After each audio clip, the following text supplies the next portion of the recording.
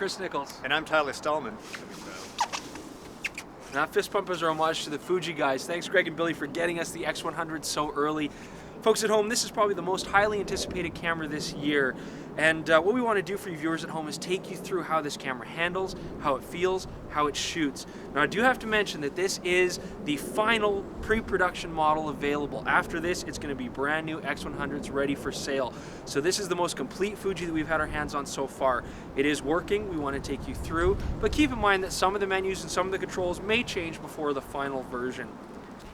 We've come out in the freezing cold winter to the playground today because this camera brings us right back to our childhoods.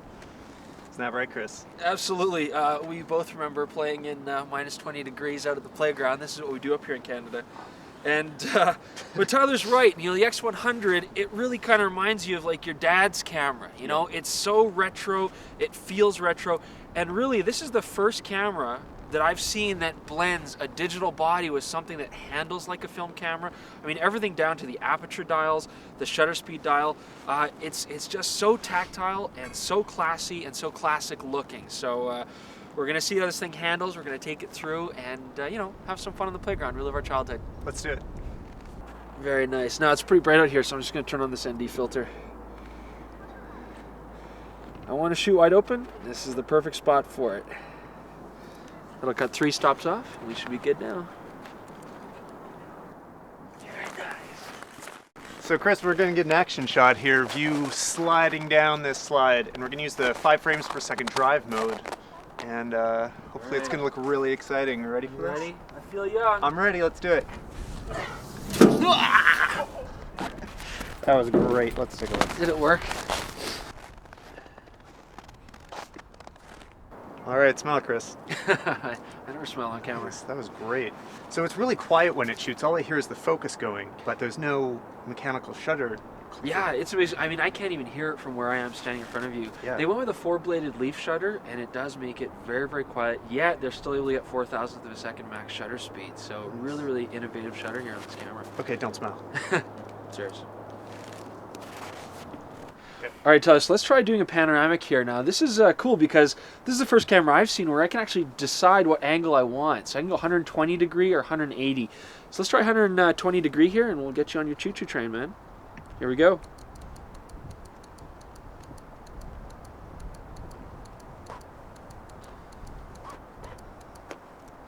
Now this is going to auto-stitch in camera, so you don't Absolutely. need to do it in post. It's so cool. It does it actually really, really quick. We got a really nice long panoramic. That worked out really well. Cool.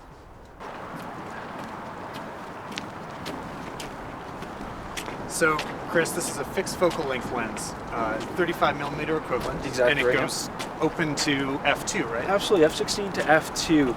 And I know a lot of people are going to get turned off by the fact that there's no zoom on the camera, Right. but I think that kind of goes against its design. It's trying to be very retro. It's trying to be very sort of like a street camera, street photography camera. And they were able to do some special stuff with the lens. I mean, first off, it's tiny, super compact.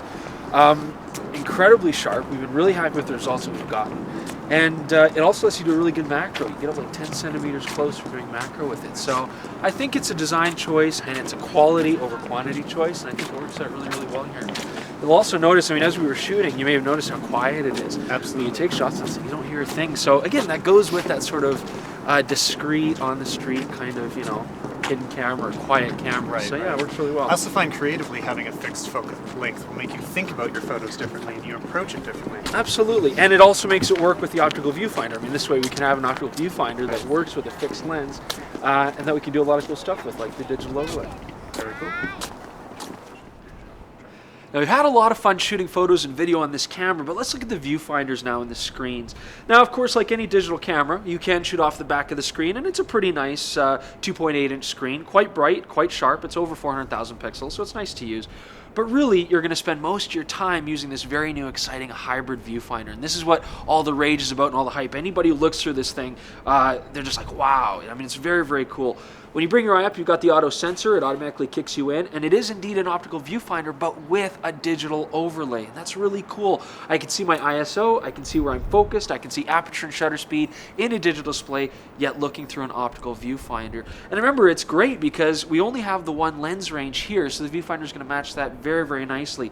In fact, you even get a digital frame line to show you exactly what you're shooting. It kind of harkens back to old cameras too, because I can see what's in my frame, but I can also see outside the frame and see what's coming up into my viewfinder. So it's a really, really nice system. If I want though, I can flick this handy switch in front, go to a digital viewfinder. Here now I'm getting my EVF screen. It's over 1 million pixels, very clear, very, very sharp. The other thing I'm going to say about these Fuji screens, when you're shooting on these, they update very quickly. There's no lag moving this around. It's really, really nice to use, a pleasure to use, and very, very easy to use. All right, now I know you're sitting at home and you're saying, oh, we don't want to hear about the viewfinder, we want to see it. We want to see it for ourselves. So we did it. We got a camera, we jammed it right up against this viewfinder so you can see how this hybrid works. So let's magically transport ourselves from this frozen wasteland to the fish tank at the store.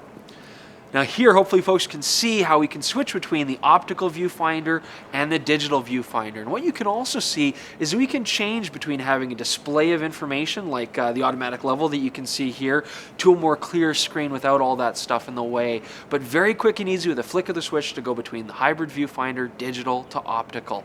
And it was a real pleasure to use. It's very, very exciting stuff and it works fantastic.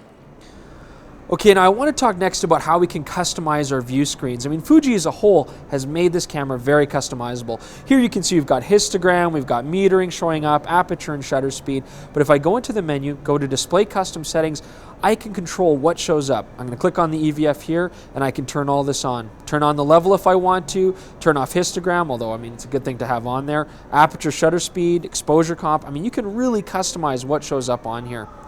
If I then go back to my menu and exit out, now you'll notice that's all disappeared, nice and clean. So I can really customize what shows up, and you can do this for the optical viewfinder with the digital overlay as well. Now, if I hold down my display key, I can turn off the screen, of course, and I can also go to a more advanced info display with larger text, and over to a very, very clean, simple viewfinder again. Again, very customizable, shows you only what you want to see. Now pushing up takes us into the drive menu, and this is where we can choose a lot of our main controls. 5 frame per second shooting, all of our bracketing options, which you can do with saturation, ISO, and exposure. We've got our dynamic range bracketing as well, and you can even do a motion panorama. And this is where you'll find the 720p high-def video. It does shoot it at 24 frames per second, and there you got a good example of our handy level so we can make sure that we're not drunk, that we're getting everything nice and even. Okay, Tyler, so it's still freezing cold, but we've changed locations here now to a parking lot. Now, we're going to fire some shots here with a strobe outdoors in sunlight. Now, the Fuji is unique because with this leaf shutter lens, we can shoot up to 1,000th of a second as a max flash sync. How's that different from, say, a standard SLR, and what's it going to do for us? Well, typically with an SLR, you're limited to about 200th to 250th of a second. So this is going to let us do two things. One, we'll be able to cut down the light in the background a little more and boost our flash power so that we'll be able to isolate our subject a bit more and have a bit more dramatic lighting. Okay, very cool. Second, we're going to be able to freeze the action better. Right, like if he's jumping or something, you're going to get a bit of blur in the hands and the feet a little bit. And hair, that's the place to look for it. But with 1,000th of a second, it should be crystal clear. Any action will be generally frozen at about 1,000th. Awesome. Ready? Go.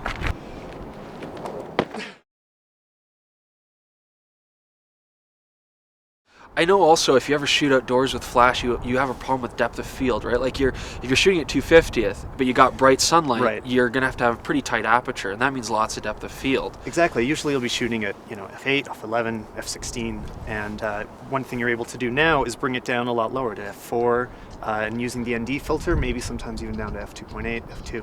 Very, very cool. Okay, well let's give it a shot and see what we can get here. All right.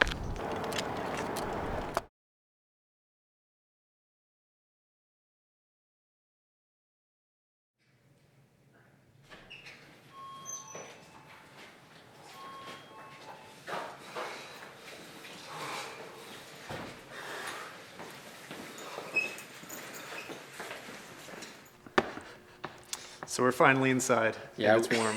We probably should have shot the entire video in the studio today. But yeah, we got to play with the Fuji X100 all day. What are your thoughts? I've been looking for a professional level walk-around compact camera for a long time now. and I'm really excited about this. It looks great. It's got a lot of the specs that I'm looking for. Yeah, you said it was sexy on my coat, right? Yeah, You liked the way that looked, totally yeah. matches. But things like the fixed lens, I think, are really great. I mean, as a working photographer, I feel like if I could take this on a trip, I might be able to use some of the photos when I come Oh, home. absolutely. It'd be great, like scouting locations and stuff like Exactly. that as well.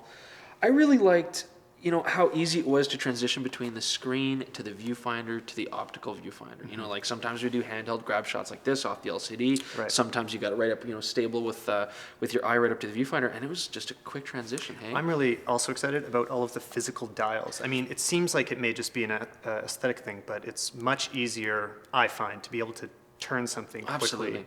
instead of going through a menu. It seems like Fuji did a really good job of making it so that everything was very tactile. It's got nice click stops. Exactly. It reminds me of a lot of older style cameras, just really tactile. You know what's happening. When you're turning dials, you don't have to look away. Right. You know that it's changing.